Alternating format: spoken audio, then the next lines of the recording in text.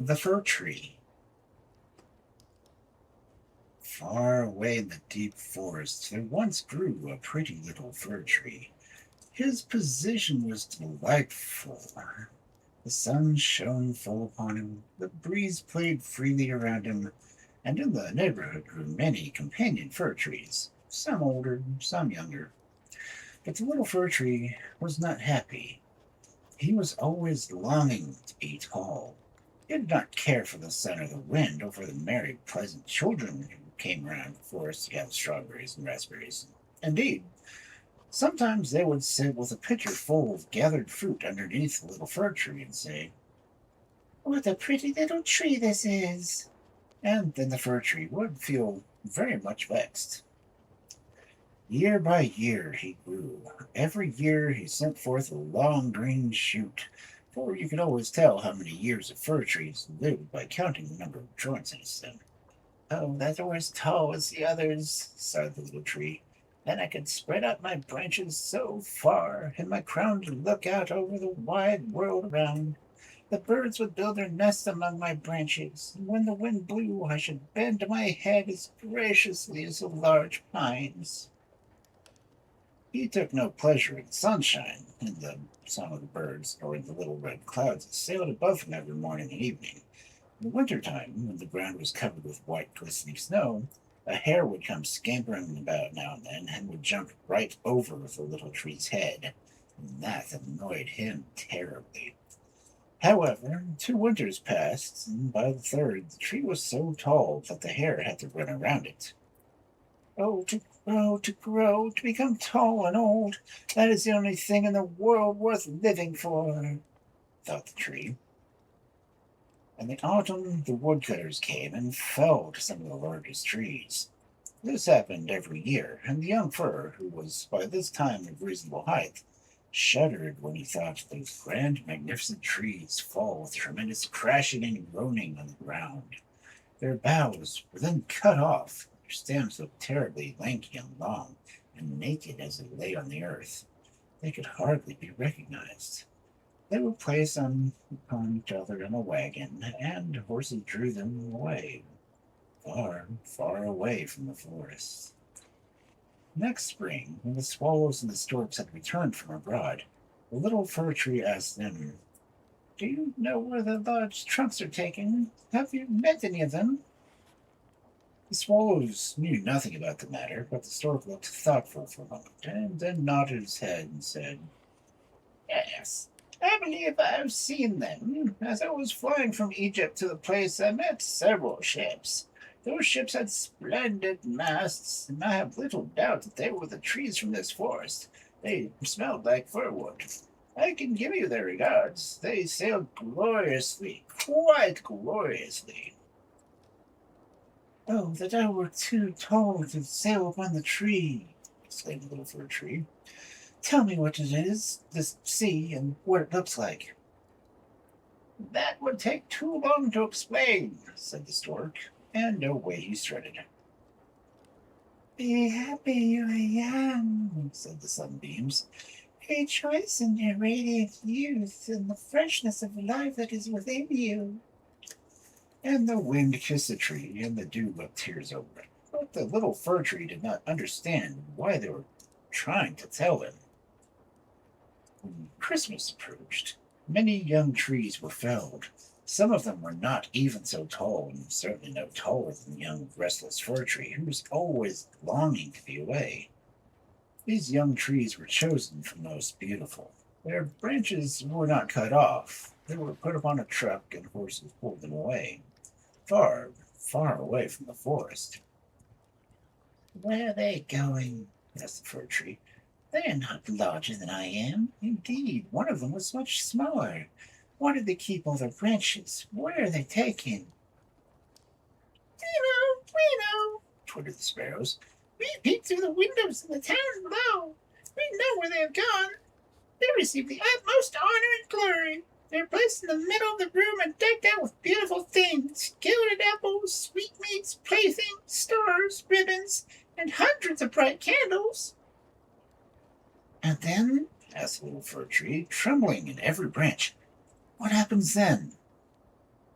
"We saw no more," said the sparrows, "but this was beautiful." "Will I be destined for such a glorious fate?" wondered the little fir tree. "This is far better than sailing over the sea. How I long for the time! Oh, that Christmas were near! I'm now tall and full of branches like the others that were carried away last year. Oh, if only I were already on the truck, or better still, in a warm room, honored and adorned. And then, yes, something still better will happen then. Else why would they take the trouble to decorate me? Something still greater, still more splendid must happen. But what? Oh, I suffer. I could die with longing. I don't know what is the matter with me." "Rejoice in our love," said the fresh air and the glorious sunshine. "Be happy with your youth and freedom." But the fir tree would not rejoice. He grew and grew, in winter and in summer. He stood there clothed in his dark green foliage, and the people that saw him said, "That is a beautiful tree." Christmas came, and he was the first that was felled. The axe struck sharply through the wood, and the tree sank to the ground with a heavy groan. He suffered an agony, a faintness that he has never experienced. He quite forgot to think of his good fortune, for he felt sorrow at being compelled to leave his home and the place where he was sprung. He knew that he would never see those dear old comrades again, the little bushes and flowers that had flourished under his shadow, perhaps not even the birds. Neither did he think the journey pleasant. He found his wits again when, in the yard to which he was first taken with the other trees, he heard a man say, "Oh, this is a splendid one, the very thing we want." Two smartly dressed servants arrived and carried the fir tree into a large, beautiful hall. Pictures hung on the walls, and on the mantelpiece stood large Chinese vases with lions painted on them. There were rocking chairs, divans covered in silk, tables covered with toys that had cost hundreds of shillings. At least, that is what the children said. The fir tree was put into a cask filled with sand, but no one would know that it was a cask, for it hung with green cloth and placed upon a gaily colored carpet. The tree trembled. What was to happen next? A young lady, assisted by the servants, now began to adorn him. Upon some branches they hung nets cut out of colored paper, and every net was filled with sweets. From the others, gilded apples and walnuts were suspended, looking as if they had grown there. More than 100 little wax tapers, red, blue, and white, were placed among the boughs. Small dolls that looked almost like human beings, and the tree had never seen such things before, seemed to be dancing to and fro among the leaves, and high up on the top a large star, gold tinsel, was fastened. Tonight, they thought, tonight it will light it up, and everybody was happy. Would that it were evening, thought the tree. Would that the candles were lit, and then, what will happen then? Will the trees come out of the forest to see me? Will the sparrows fly here and look through the window panes? Shall I be standing here adorned both winter and summer? In the evening the candles were lit. What a blaze and splendor there was! The tree trembled in all his branches, so that one little taper turned over instead of twilight. "Oh dear!" cried the people, and the fire was extinguished in great haste. So the tree dared not tremble again. He was afraid of losing something of splendor, and he was quite bewildered with all his glory and brightness. All of a sudden, both folding doors were flung open, and a troop of children rushed in. The little ones stood quite silent, but only for a moment, and then they shouted until the walls resounded. They danced round the tree exultantly, and picked one present after another from its branches. "What are they doing?" thought the tree. "What will happen now?" And the candles burned down to the branches, and they were extinguished, and the children were given leave to plunder the tree. They rushed at him with such violence that the boughs all crackled. He had not been fastened to the ceiling, he would have been overturned. The children danced and played about with their beautiful toys. No one looked at the tree anymore, except the old nanny who came and peeping among the boughs to see if there was any a fig or an apple that might have been left behind. A story! A story! Begged the children, pulling the short, fat man to the tree. And he sat down, saying, "It is pleasant to sit under the green boughs. Moreover, the tree may benefit by hearing my story. But I shall tell you only one. Would you like to hear the one about Jack and Jill, or the one about Humpty Dumpty, who fell off the wall, and yet got the throne and won the princess?" "Jack and Jill!" shouted some. "Humpty Dumpty!" exclaimed the others. There was quite an uproar, and the fir tree alone was silent, thinking, "Won't I have anything to do with it?" But his part was over. And the short, fat man told the story of Humpty Dumpty, who fell off the wall, and yet got to the throne and won the princess. The children clapped their hands and called out for another story. They wanted to hear the story of Jack and Jill, but they did not get it.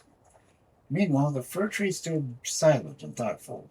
The birds in the forest had never told him anything like this. Humpty Dumpty fell off the wall and yet won the princess? Yes, strange things come to pass in the world, and the fir tree believed it must all be true because such a pleasant man had told the children of it. "Well, who knows? I, too, may fall off the wall and win a princess." And he was happy with the expectation that the next day he would again be decked out with candles and playthings, with golden fruit. "Tomorrow I shall not tremble," he thought. "I shall rejoice in my magnificence and splendor. Tomorrow I shall again hear the story of Humpty Dumpty, and perhaps even of that Jack and Jill." And the tree mused upon these things all night. In the morning the maid and the manservant came. Now it would be all over again, thought the tree. But they dragged him out of the room, up the stairs, and into an attic chamber where they thrust him into a dark corner where not a ray of light penetrates. "What can be the meaning of this?" the fir tree wondered. "What am I to do here? What shall I hear in this place?" And he leant against the wall and thought, and plenty of time he had for thinking it over, for the day after day and night after night passed, yet no one ever came into the room. In the end, somebody did come in, but it was only to push small boxes in the corner. The tree had now entirely hidden it from sight, and seemed to be completely forgotten. "It is winter now," thought the tree. "The ground is frozen hard and covered with snow. They cannot plant me now, so I am to stay here in shelter till spring comes. Men are so clever and prudent. I only wish it were not so dark and so dreadfully lonely. There is not even a little hare. How pleasant it was in the forest when the snow lay on the ground and the hare scampered about, even when he jumped over my head, although I did not like it then. But up here, it is so very lonely." "Squeak, squeak," said a little mouse who was scurrying along. Another followed him. They sniffed about the fir tree and slipped in among the branches. "It's horribly cold," said the little mice. "Otherwise, it's very comfortable in here. Don't you agree, you old fir tree?" "I'm not at all old," said the fir tree. "There are many who are much older than I am."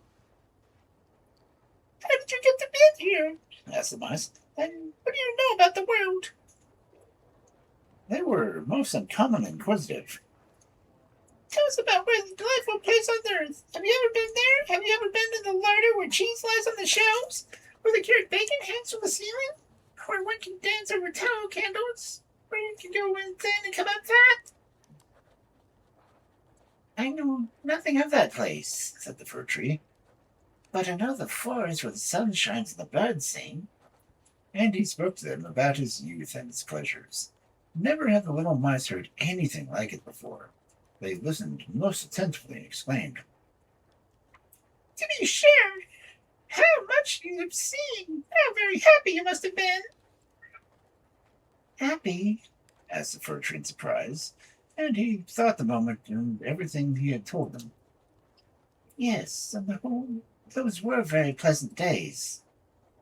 And then he told them about that Christmas Eve when he had been decked out with candles and sweetmeats. "Oh," cried the little mice, "how happy you've been! How wonderful times you've had, you old fir tree!" "I told you before, I'm not all that old," said the fir tree. "It is only this winter that I've left the forest. I'm just in the prime of my life. True, I'm very tall for my age." "What beautiful stories you can tell," said the little mice. And the next night they came again and brought with them 4 other little mice who wanted to hear the tree's history.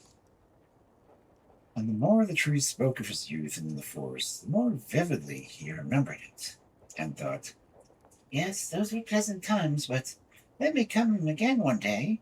Humpty Dumpty fell off the wall and nevertheless won the princess. Perhaps I too will win a princess." And then the fir tree thought about a pretty little delicate birch he had seen in the forest. She would have made a very lovely princess for a fir tree. "Who is Humpty Dumpty?" asked the little mice. Whereupon the fir tree told them the whole story. He could not remember every word of it perfectly, and the little mice enjoyed it so much they jumped nearly as high as the top of the tree for joy. The next night several more mice came, and on Sunday there were even 2 rats. However, they said that the story was not at all amusing, and that annoyed the little mice. "Do you know only that one story?" asked the rats. "Yes, only that one," answered the tree. "I heard it on the happiest day of my life, though I did not know then how happy I was." "It is a miserable story. Don't you know one dealing with pork and tallow, some larder story?" "Sorry," said the tree. "Well, then, we've heard enough," said the rats, and returned home to their families. The little mice didn't come again either. The trees sighed. "It was so pleasant when they were sitting around me, those little mice listened to what I said. Now that too is all past. However, I shall have pleasure in remembering it when I am taken away from this place." But when would that be? One morning people came and rummaged in the lumber room. The boxes were pushed aside and the tree dragged out of his corner. They threw him carelessly on the floor, but one of the servants picked him up and carried him downstairs. Once more he beheld the light of day. "Now life is beginning again," thought the tree. He felt the fresh air, the first warm rays of the sun. He was outside in the yard. Everything happened so quickly that he quite forgot to look at himself. There was so much to see all around. The yard adjoined a garden in which everything was fresh and blooming. The roses clustered brightly and fragrantly around the trellis, the lime trees were in full bloom, and the swallows were flying to and fro, twittering, "Victory! My beloved has come!" But it was not the fir tree that they meant by that. "I shall live! I shall live!" exulted the tree, and spread its branches. But they were all dried up and yellow. It was thrown down upon the heap of weeds and nettles. Only the star of gold tinsel that had been left on his crown sparkled in the bright sunlight. Playing on the yard were some merry children who at Christmas time had danced around the tree. One of the younger ones saw the golden star and tore it off the tree. "Look, it is still fastened to the ugly old Christmas tree!" he shouted, and trampled on the branches until they broke under his boots. And the tree looked at all of the flowers now blooming in the freshness of their beauty. He looked at himself, and he wished from his heart he had been left to wither in the dark corner of the lumber room. He called to mind his happy life in the forest, his triumph on the merry Christmas Eve, but he also recalled the sweet little mice who had listened so eagerly when he told them the story of Humpty Dumpty.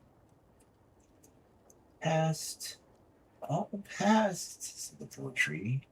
"If only I'd been happy when I had a very reason to be so." The manservant came and broke the tree into small pieces, heaping them up and setting fire to them. The tree groaned deeply, and every groan sounded like a little shot.